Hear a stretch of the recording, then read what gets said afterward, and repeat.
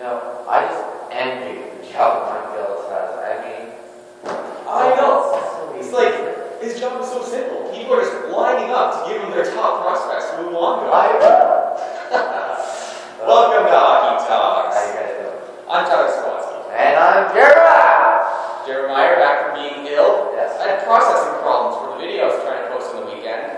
Sorry we couldn't get it to you. So, yeah, I was lone wolf on that one. So we're going to get straight to the issues on hand. And That's right. good and bad news this season. And there's all three of you so far this season opener. Oh, definitely says. Alright, well, why don't we get started? First thing we're going to talk about is the good right now. The good and the bad surprises. Definitely some good surprises right now. We got San Jose. Yeah, San Jose. The thing is, it's not the way San Jose and the teams they beat, but it's the impressive fashion in which they beat teams. That's right. I think that was just completely highlighted by last night's 6-1 after one period in Edmonton. Now, I know they're not playing the most experienced and deep team in Edmonton Oilers, but still, scoring 6 goals in a period. They broke a franchise record, actually. It's for the franchise on the road, goals in one period. So, definitely impressive. And, the fact that 6 goals, 6 goals is 6 goals. It doesn't matter. That's right. Another thing I want to mention about the Sharks, do you think this is happening because they're healthy? I think it's a big reason. It's hard to say that San Jose was bad last season just because they weren't healthy, but it's definitely one of the factors. It's definitely something to look out for. If you're any team, like a fan of any team in the West, San Jose is definitely one of your top competitors, right? That's right. Now, they do have Brent Burns still, and I can't imagine what he'll do when he comes back. Exactly. That's the thing. You're saying they're healthy, but even then, they still have defensemen out, so... They have one defenseman. Yeah, compared to last year, this is nothing, though. They wish they had these problems last year. I would definitely say so. That's right. We're going to get to an ugly team now. Philadelphia Flyers. 0-3-0 start. It's just not nice in Philly right now. Like, all of a sudden in Philadelphia, all is not sunny in Philadelphia. That's right. But we can at least call it still the city of brotherly love, with the Shens now playing together. So now maybe they're living up to the title of the city. Maybe that's the reason Philly's not doing so well. They have the wrong cursor. So yeah, that's true. But yeah, off to an 0-3-0 start in Philadelphia. Not something that they were expecting, especially since they just destroyed the Pittsburgh Penguins in the opening round. The last hockey was, before getting beaten up by the Devils. They played a lot of impressive hockey last spring, so, I guess there was a lot of expectations, but, 0-3, you got to turn it around, we'll see what happens. They still have time to, if you remember from our last week's episode, a 3-game losing streak is more of a deal than you think. A 6-game losing streak. That's right. Getting on to the next team, good side, top Pittsburgh. Yeah, Pittsburgh obviously is always excited to do, especially with healthy Sidney Crosby. That's right. Who we'll get to later. But, it's just one of those teams, there's still, the magnitude, I think, of the impressive with is definitely something to talk about. Yeah, we definitely talk about it. You see their depth there, the deepest team on center, and as we're seeing in today's NHL, depth down the center and top-end defensemen, that's a lot of good goalie. That's your success formula. Yeah, of course. Definitely the one thing I think I like about Pittsburgh the most is the fact that they still have contracts in place for this team to be together for a little while. That's right. So good things going on right now in Pittsburgh. On the downside, though, we got the New York Rangers. I feel like we're talking a lot of Atlantic. Yeah, we are talking a lot of Atlantic, but that's one of the divisions that I think was really scrutinized going into this season. Yeah. And you can definitely see the talents there, but there's been some really disappointing. That's right.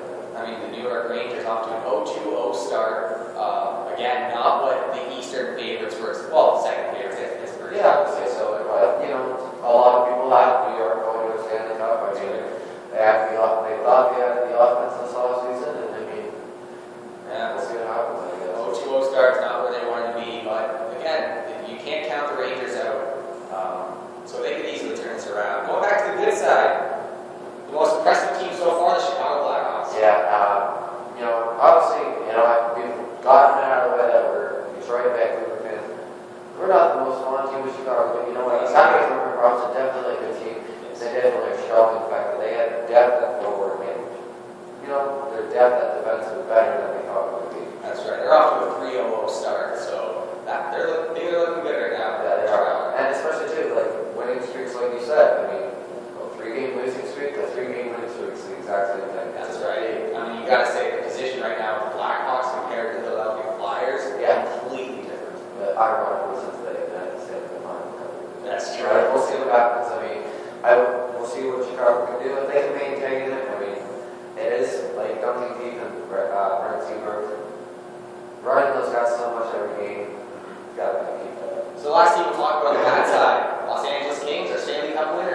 they're off to another 2-0 start. Yeah, that's it. I mean, for me, I was a person that I thought they would do well, so I don't know what it took for me. What do you think? Well, the Kings, in my opinion, I expected this. I'm not saying I predicted they lose the first 2 games. Yes. I don't think I was not expecting them to come into the season the same form that they were in the playoffs. They were completely dominant in the playoffs. Obviously on route to their Stanley Cup. But the team we're going to see out of the LA Kings this year is the same team we're going to see last year during the season. Now I know they made a couple shakeups. They brought in some Jeff Carter. They got rid of Jack Johnson, who was sometimes a little defensively questionable. That's a good point. Yeah. So they definitely made the change-ups, but Los Angeles just doesn't seem to have the formula that it takes to put up all these goals. I mean, they got the formula of keeping the puck out of their net most of the time, although they haven't done much this year. No, not really. I mean, that's the biggest surprise for me is the fact that Jonathan Quick, just did so well last year in the postseason. You would have expected him to come up this year. You might think that he still maybe got a few recovery issues still. Yeah, I would say so. I think he forced his way back. Yeah, it's definitely not recovered yet. All right, moving on. Let's just talk about as expected. I think there's one team I just really want to get on there. One is Blue Jackets. I mean, the fact that they didn't get bullied this season so far. Not at all. My team got very fortunate against them, I would say. They did get lucky. I mean, I have a Columbus fan that I go to school with, and he drives me about that and says that they should have won. But yeah, I mean, many people would point at Columbus last year as a fluke rather than how they actually are. I mean, they are talented. You look at their defensive. They do have talent, and I just don't think, it's quite the talent that you would think would win in the NHL, but they did add a goaltender, Burkowski. He's so underrated, I think. I agree. I mean, you just talk about what Steve Mason didn't give them at all last year, and that was a consistent goal thing. I mean, he had goals against average of 309 last year, just disappointing. Scott Howson, I think he did a great job bringing Bobrovsky. Finally realized that Mason's no longer a starting goaltender, so Bobrovsky has depth. Yeah, so hats off to you. As expected, Pittsburgh Penguins. We've got other teams that don't know as expected, like Boston and stuff like that. That's right. All right, we're on to fantasy. Yeah, fantasy guys. I know some people may have already done their fantasy drafts, and we're apologizing for that early. But we have some players here and some defensemen and stuff like that. So our top forwards out of the starting league so far, we got Thomas Vanek. Yeah, Thomas Vanek. One of those guys. He's just always been underrated. He's always been a good goal scorer. Now he's finally getting to prove it. And hopefully his Buffalo too. That's right. He's already got 6 points for 2 games. 6 points for 2 games. I mean, you just got to talk about this guy. He scores a lot of goals, and he's still being a great playmaker. He's also +3 with 12 shots on his goals, so definitely something. Definitely put up the best ratings on fantasy. Yeah, I would definitely say so. Other good forwards, Tarasenko at St. Louis. Yeah.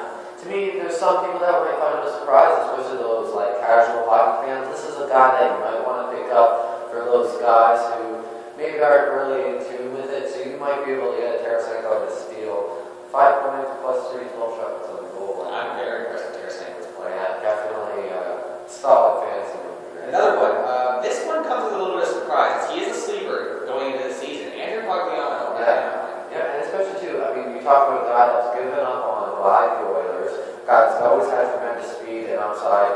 Now he's really proven in Anaheim, especially with his teammate, Daniel Winnick, I think is his first name. Exactly, 4 goals in their first couple games. Exactly. Winnick was pretty much an outcast of free agents. He was, and I mean, St. Louis just let him go, and a lot of people weren't really looking at him. So, Pagliano's got 4 points. He's a +5 and 10 shots on goal for their 3 games. Very well rounded, especially too if you're only +/-. I mean, that's solid. +/- and +5 is very nice. Moving on to defensemen, we got our Norris Trophy winner, Erik Karlsson. And he's always going to put up points. You always got to watch out for him. He gets better every single year. He's just again this year. All right. We also, with his points, Karlsson's already at 3 points. He's a +3 with 10 shots on goal. Yeah. He's already valuable again. And especially too, I mean, look at Ottawa. They're also off to a 2-0 start. That's true. Definitely something to do. And then number 2 on our list is Kevin Shattenkirk from St. Louis. Very important boy. Yeah. I mean, he's the focal point of that defense with Pietrangelo. So it's definitely one of those guys. I mean, 5 points already, and just right. In 3 games. But yes, that's still impressive for a defenseman. Absolutely, +3. He's definitely quarterbacking that team pretty well right now. I would say so. Especially with the power play. Especially. Number 3. This one is another guy who you wouldn't expect to be valuable fantasy-wise, but this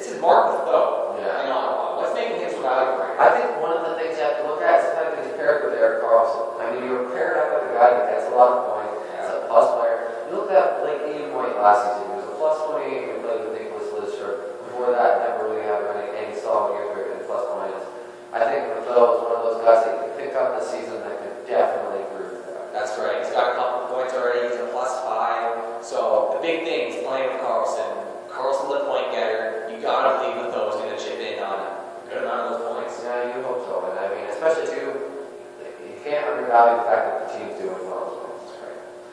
So we got a couple of disappointments right now when it comes to fantasy. Starting off, Sidney Crosby. Yes, yeah. Crosby, I mean, 1 assist, and he's not even, he's just breaking even on his plus and minus. You're talking about a guy who's playing with the Pittsburgh Penguins team. That, you know, I mean, this is a guy that put up huge numbers in a short amount of games last year. You would have expected him to come out, especially, you know, having played so long, you would have expected him to be ready, especially the way he is, but... I mean, it is 2 games. I know short season, it's still important, 2 games. But the thing is, the Penguins have already got a couple of convincing wins. Yeah, they have, and that's the thing. That's the thing that I think blows me away more than anything, guys. Is the fact that he's on a good team that's scoring goals, and he doesn't have. He has one goal. So 1 assist is all he's got. All right. Then the next thing we want to talk about is disappointment right now. Braden Coburn out of the Philadelphia Flyers. I know a lot of people might not look at him. I look at him as a valuable defenseman, good for plus minus. Yeah, definitely not what you would expect or think of Braden Coburn. I mean, along with Tiemann with all the injuries right now in Philadelphia, they are the ones who need to carry this Philadelphia Flyers defense. Especially too, yeah. I mean, that's the thing. You're talking about with Philly, you got to be the guys to step up, especially that front for themselves. I mean, they get all angry at Ilya Brizgalov, but I mean, you look at these defensive numbers. I mean, is he really at fault all the time? You know, I don't think he is, but I think there is some to blame here. But there's definitely enough blame to go around Philadelphia. That's right. All right, well, that'll wrap up. Yeah, definitely. And I'm just going to leave you with one final thought on one thing. I just think when you're looking at early fantasy drafts, guys, don't undervalue guys that are on good teams, because you've got to look at the guys who can score goals on teams that are doing well. I mean, that's the thing. Plus minus is such a big stat. It is. It's very important. Yeah. So that'll conclude Hockey Talks this episode. Be sure to tune in later on during the week. On the weekend, we'll be posting another episode. I'm Tyler Sawatzky with my partner Jeremy Myer. Hockey Talks out. That hurt my voice though.